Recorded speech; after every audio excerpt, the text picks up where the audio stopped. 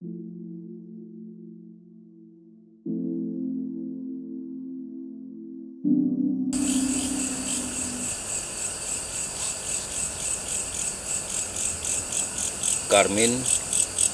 sangat terkejut mendengar suara yang mencurigakan di dalam rumah.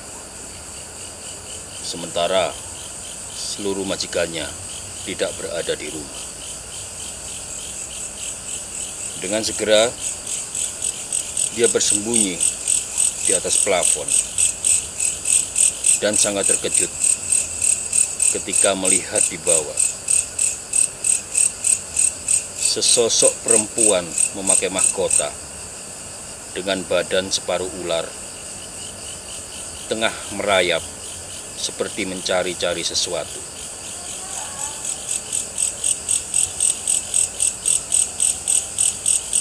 Dia mendengar perempuan itu menggerutu bahwa Pak D-nya yang tak lain majikannya mengingkari janji pada malam itu.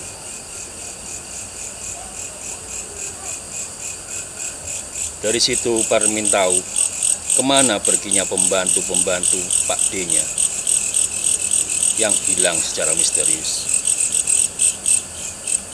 Karmin bersembunyi hingga sosok perempuan berbadan ular itu pergi dari rumahnya. Seminggu kemudian, seluruh keluarga Pak D-nya ditemukan meninggal dunia dengan misterius.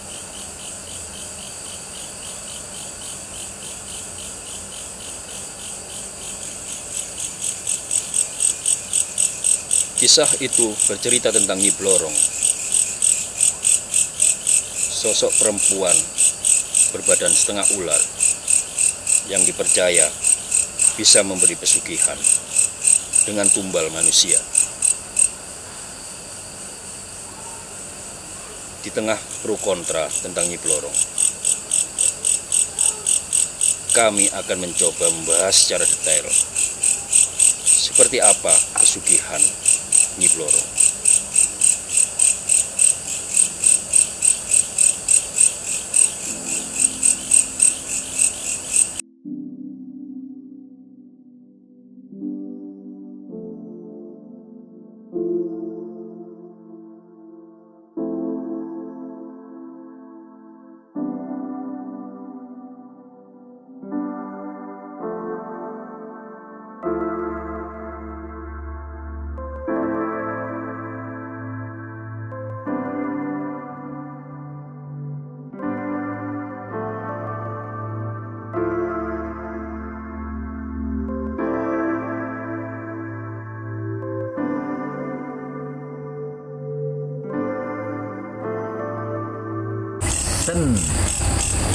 Halo, Halo, Sekar.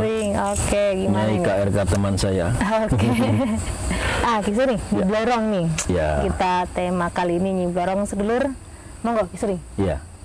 Nyi Blorong ini sebenarnya sangat populer di Jawa. Sangat populer di Sunda, udah tua juga ya. Sudah tua, sudah juga. Dan biasanya ke arah pesugihan yang membuat orang kaya mendadak. Kayak mendadak. Tapi dengan syarat-syarat tertentu. Gitu. Itu dia yang bikin persepsinya berbeda-beda sih ya. Jadi menurut saya itu tujuannya masing-masing apa dulu? Ya. Untuk apa, siapa, dan bagaimana. Begitu. Itu dia. Datangnya suruh minta apa? Maunya seperti apa? Kan bisa di apa ya? Bisa di lobby lah. Bisa di lobby, bisa diatur lah seperti itu. Beliau itu welcome kok, welcome terus open, nggak masalah siapapun, suku dari manapun, no problem. Oke, ini gini. Sebenarnya seperti yang kita tadi sebutkan ya, Nyi Blorong ini sangat populer. Tapi mungkin ada beberapa yang masih belum tahu banyak tentang siapa sih beliau, kan begitu. Ada beberapa literatur, Nyai. Ini yang membahas tentang Nyi Blorong. Yang pertama, literatur ini ditulis oleh J. Kramer, seorang budayawan Jawa dari Belanda. Itu dia sangat aktif sekali menulis tentang budaya-budaya Jawa. Tentang Blorong ini dia mengatakan bahwa ada hubungannya antara Nyi Blorong yang berbadan manusia Oke. di antara pusar sampai pinggang, dari pinggang ke kepala, dan berbadan ular dari pinggang ke itu Oke. ke bawah gitu ya. Kalau J. Kramer ini mengatakan bahwa Blorong ini sebuah mitos di kalangan Jawa, Oke. bahwa ular itu menjadi sebuah binatang yang sangat dihormati, seperti mana di daerah Asia Timur dan Asia Tengah seperti India, Cina, Jepang, sampai juga di Indonesia, yang adanya bentuk-bentuk ular yang dihormati seperti atap boga dan lain sebagainya. Literatur yang kedua, ini Raden Mas Ronggo Warsito. Beda-beda berarti ya. Iya, ini Lain persepsi ya. lain persepsi. Tapi kalau Raden Mas Ronggo Warsito ini hanya menyebutkan untuk istilahnya itu mengkoreksi dari tingkah laku orang-orang Jawa pada waktu itu yang menurut beliau suka mengumpulkan harta. Begitu. Berarti dari setiap yang pernah berjumpa atau ketemu dengan beliau itu beda-beda ya. Jadi persepsi apa, yang bentuk apa, seperti apa beliau yang mereka lihat. Nah, J. Kramer ini sebenarnya meneliti dari literatur dan budaya-budaya orang Jawa. Kalau Ronggo Warsito juga hampir sama kalau saya kira. Ya?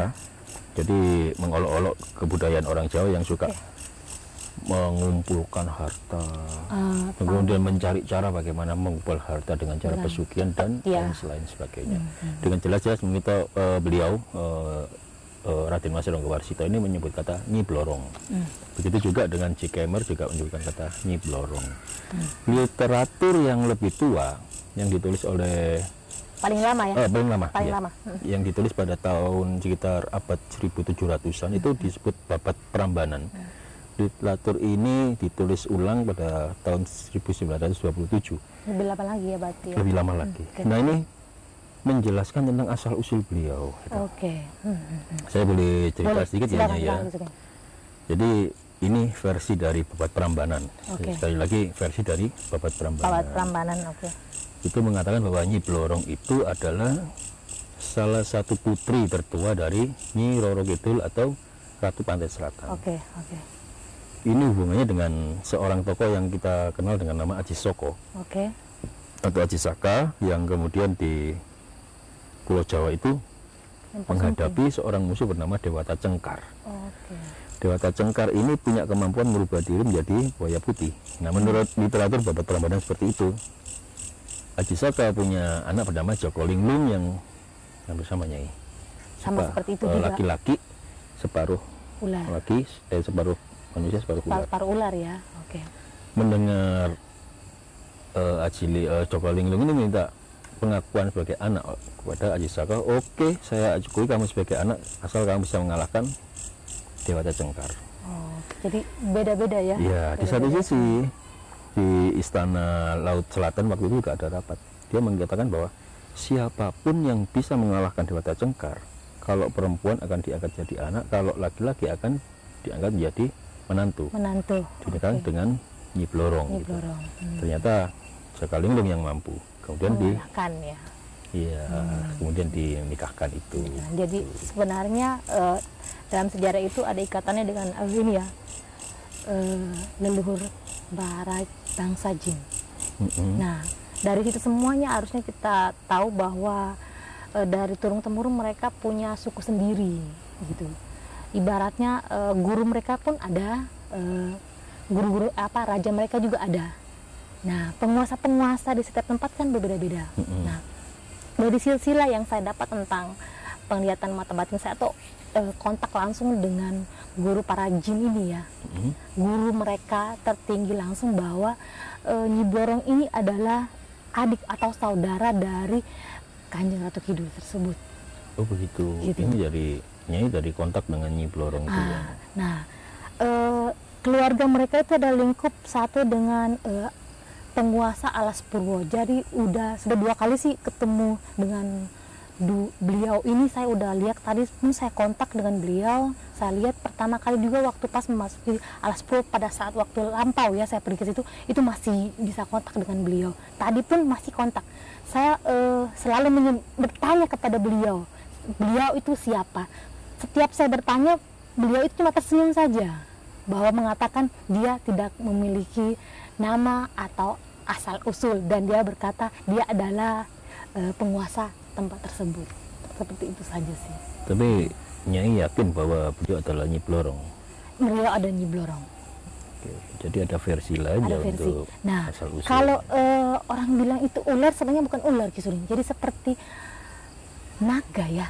Iya benar juga, naga. Nah, seperti naga, bukan ular. Kalau ular itu dia di belakangnya nggak bersisik dan ekornya nggak ini ya. Lancip Ada kayak gergaji gitu ya. Itu dia kayak gergaji. Seperti itu.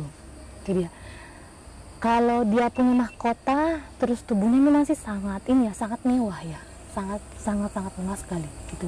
Dari rupa pun itu kayak saya lihat ya, kalau saya bisa melukiskan dan menggambarkan itu, wajahnya pun di antara semua manusia yang pernah saya lihat itu tidak bisa menggambarkan wajahnya beliau itu. Tidak bisa menggambarkan kecantikannya begitu mempesona, begitu cantik. Memang referensi tentang Nyi Blorong ini sangat minim sekali, Nyai. Benar. Kita mungkin dapatnya informasi dari film-film yang sifatnya fiksi begitu ya. Terus wajahnya kayak wajahnya yang bulat, padahal wajahnya tidak seperti itu. Seperti wajah bintang film, yang memang film. Agak bulat wajahnya, hidungnya enggak terlalu itu ya, terlalu mancung. Padahal sebenarnya wajahnya itu karismatik benar-benar. Gini, Nyai. Oke ya, saya pikir untuk masalah Nyi Blorong dan versi-versi sejarahnya itu memang sangat banyak sekali. Sangat banyak sekali. Dan semua orang itu juga punya versi-versi sendiri untuk menyebutkan bagaimana silsilah beliau sebenarnya. Sebenarnya sesungguhnya ya. Saya tadi menjanjikan ke teman-teman untuk bicara tentang proses pesugihan ala Nyi Blorongnya. Ini kan dia. Begini, ada sebuah pandangan negatif. Saya katakan negatif ya, karena saya menganut pada pandangan dari masyarakat umum bahwa untuk pesugihan Nyi Blorong ini harus, sekali lagi, harus dengan penumbalan seorang manusia. Dengan kata lain, menukarnya dengan darah manusia. Begitu. Oke, jadi semua pesugihan itu sebenarnya ada, misalnya nih pesugihan apapun itu, ada penumbalan nyawa, ada penumbalan hewan, dan ada perjanjian yang sebatas mungkin seperti kayak memberikan dan menerima aja. Ibaratnya mengucap atau nazar seperti itu. Jadi beda-beda gitu loh. Jadi ada yang nazarnya, misalnya saya itu punya, misalnya gini loh, saya punya wadah saya adalah ini, wadah saya ini saya mau lancar. Setelah wadah saya ini berhasil, apa target saya berikan misalnya hewan seperti itu, kayak misalnya kambing kedit ya, 7 ekor saya lepas di daerah beliau, atau mungkin bisa kuda putih berapa ekor untuk beliau. Nah, kalau yang benar-benar memakai tumbal manusia, tanda kutipnya, itu beliau bisa terima, tapi itu benar-benar langsung dikasih cash and tunai. Oke, ini sebuah pemahaman baru berarti ya. Jadi artinya ketika seseorang dengan proses penumbalan untuk ke arah pesugihan dari Nyi Blorong, dan penumbalan ini berbentuk penumbalan manusia dengan darah manusia, itu beliau akan memberinya secara kontan langsung kayak mendadak begitu. Kayak mendadak. Tapi ternyata juga bisa dipakai bentuk penumbalan hewan juga ya, Nyai? Bisa. Jadi mungkin bisa dibilang versinya adalah pesugihan putih ya, seperti itu bisa. Artinya begini, titik berat dari yang Nyai sampaikan ini berada pada kata-kata nazar tadi itu ya. Pokoknya kalau saya, tapi waktu itu sudah kontak ya. Waktu itu sudah kontak, kemudian, tapi itu bisa dibilang juga pesugihan sebenarnya karena menerima dan memberi. Gitu. Tapi intinya itu tidak terlalu, misalnya gini loh, saya kasih penjelasan tingkat pertama, kedua, ketiga, berat, sedang, dan sangat spek gitu loh, ibaratnya urgent dan pengen sekali, mau sekali, ibaratnya saya mau sekarang, saya mau seperti ini, mereka nggak mau susah-susah gitu. Jadi ibaratnya gini loh, dia mau sekarang mau ngambil ini, mau ngambil 50 miliar, saya mau pegang sekarang dalam bentuk seperti ini, Terus nanti umur saya terkurang, misalnya umurnya dia itu 50 tahun, nanti umur saya cuma bisa menjalani 30 tahun sisanya untuk mengabdi ke beliau. Ruh setelah mati tidak naik ke atas, malah ikut ke beliau. Wow. Jadi abdi di sana. Saya dengar cerita itu sebenarnya sudah lama, Nyai, bahwa orang ditukar untuk usia, panjang usianya gitu. Kan sampai sekarang setiap kali mendengar cerita itu shock juga saya sebenarnya. Ada rasa sedikit takut begitu ya. Dengannya juga kan ini, jadi saya kontak dengan beliau tuh, saya bertanya tentang yang ini seperti ini. Oh, memang semuanya ada. Jadi apa sih yang kamu butuhkan? Oke, Nyai. Ini untuk penumbalan manusia, berarti bisa menumbalkan diri sendiri maupun kerabatnya. Mau.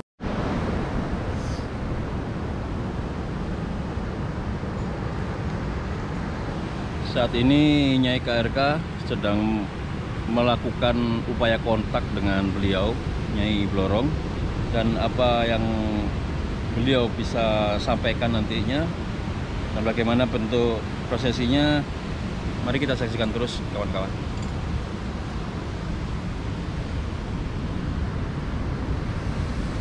Sedulur, saya akan kontak dengan beliau, Nyi Blorong.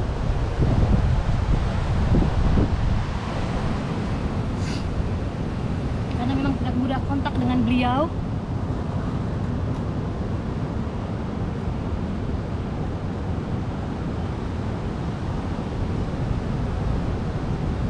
Ya. Dari sisi sebelah kanan saya beliau.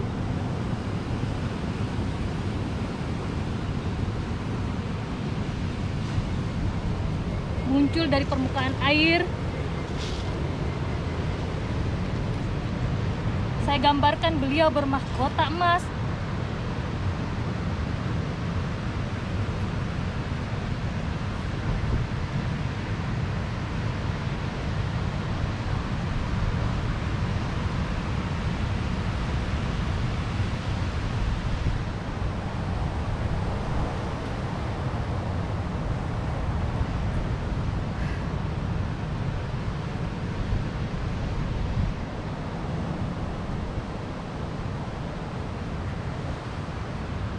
Ada sebuah tetesan tangisan di mata beliau.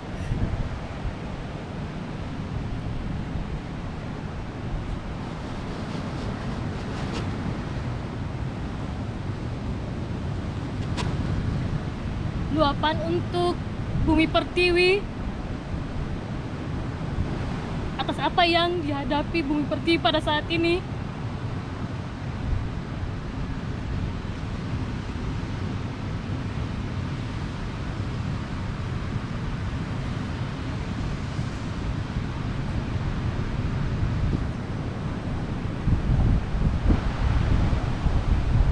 Saya akan menyampaikan hajat dan tujuan saya kepada beliau, bahwa saya akan melakukan pesugihan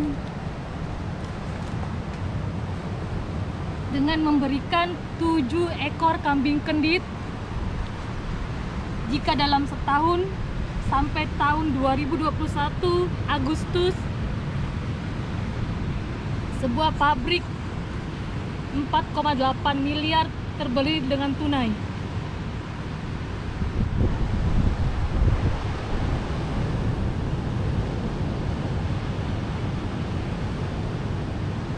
Lokasi pelepasan kambing kendit tersebut di Alas Purwo.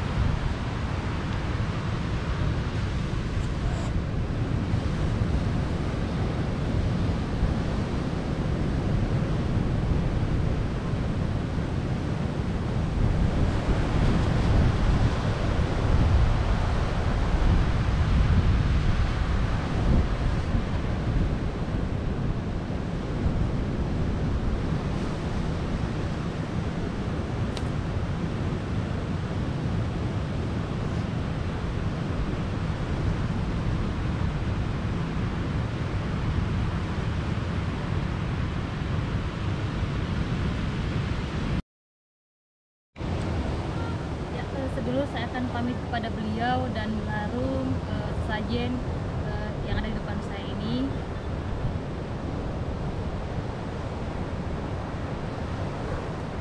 Pun orang lain. Oh, jahat sekali.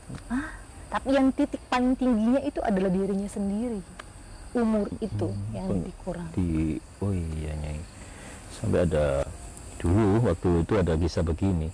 Kalau orang yang melakukan pesugihan dalam bentuk seperti itu, ketika meninggal dikuburnya bukan dalam bentuk manusia, tapi dalam bentuk pohon pisang. Ada yang Iya, begitu. seperti itu. Ada juga yang misalnya itu nggak boleh dikafani, terus ada baju khususnya ya Oke. yang sudah disediakan. Terus untuk penumbalan hewan, Nah, penumbalan hewan ini Untuk jadi penumbalan hewan hewan. tersebut itu kita kasih nanti mungkin beliau itu untuk peliharaan di sana. Jadi binatang yang dilepas itu akan masuk ke alam liar, itu ruh binatang itu akan keambil ke sana juga.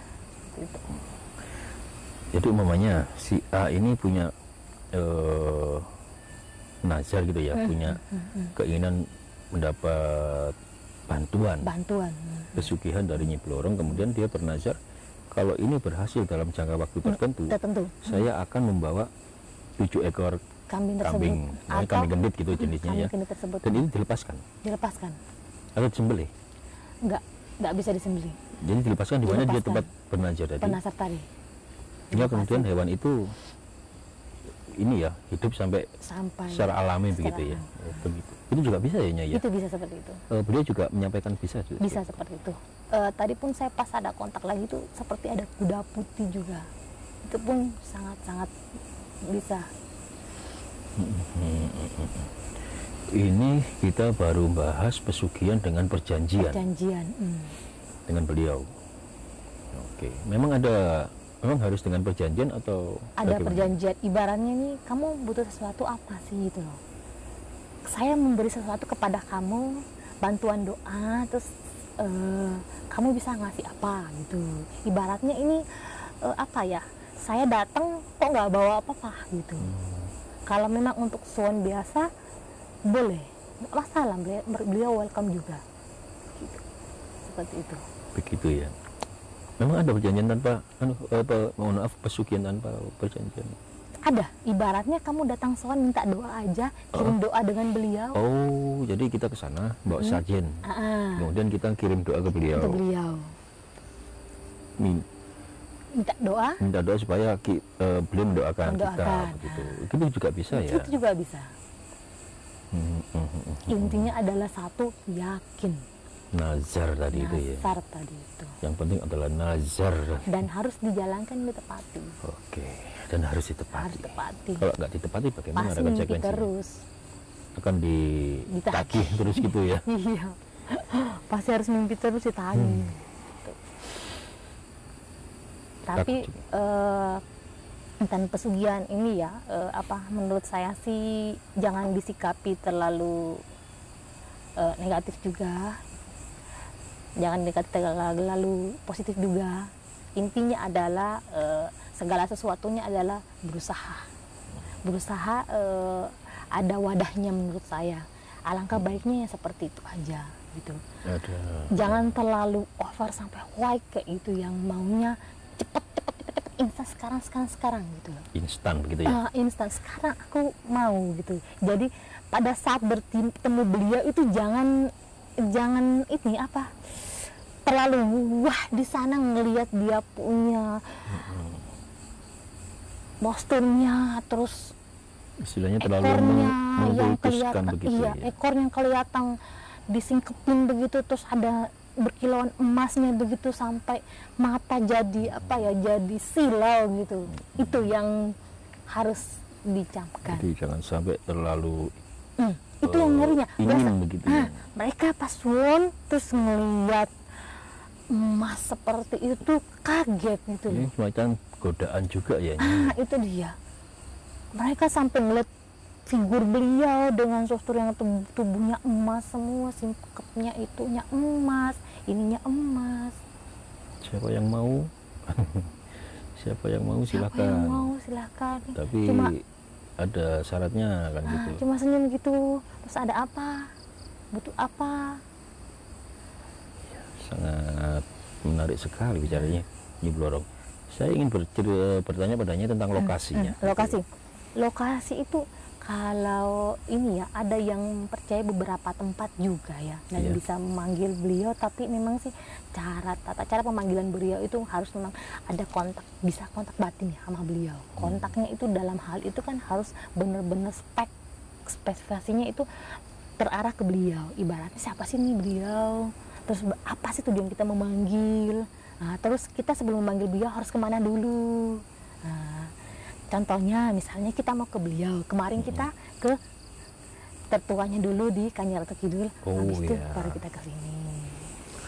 Coba kita kemarin kan kemana? Kita ke Parangkusumo ya, Habis itu kita diarahin kemana? ke sini. Parang Ireng. Nyai, apakah semua orang bisa berkomunikasi dengan beliau di Parang Ireng?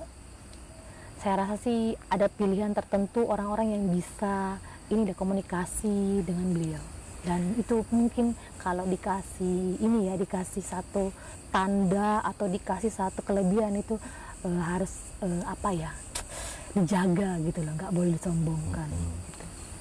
Jadi kembali ke niat Niat. dan kondisi batin kita lagi. Ada lagi Nyai yang menarik buat saya ini adalah bentuk dari sesajen yang tadi ya, akan kita yang akan bawa ke kesana ya. beliaunya. Itu bentuknya seperti apa aja?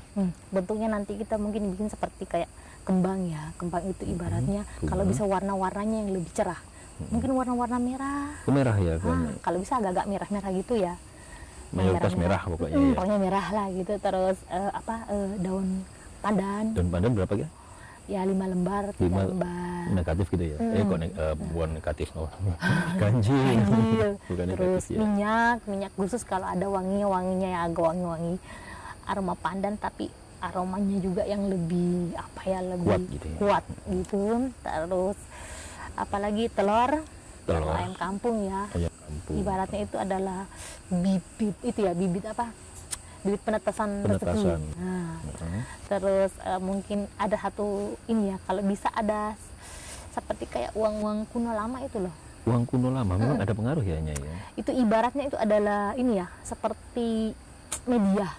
Oh media paling gampang gitu Paling ya. gampang. Media itu nanti kita ini kan kita doakan di situ, kita minta mohon sama beliau untuk di ini ya, dikasih doa. Setelah itu kita ambil itu uang lama, selesai dilarung semua yang lainnya. Nah, uang itu sebagai medianya kita bawa. Itu kita taruh di dompet, mungkin di tempat usaha atau dimanapun. Udah Gitu kita ya. bawa lah seperti itu.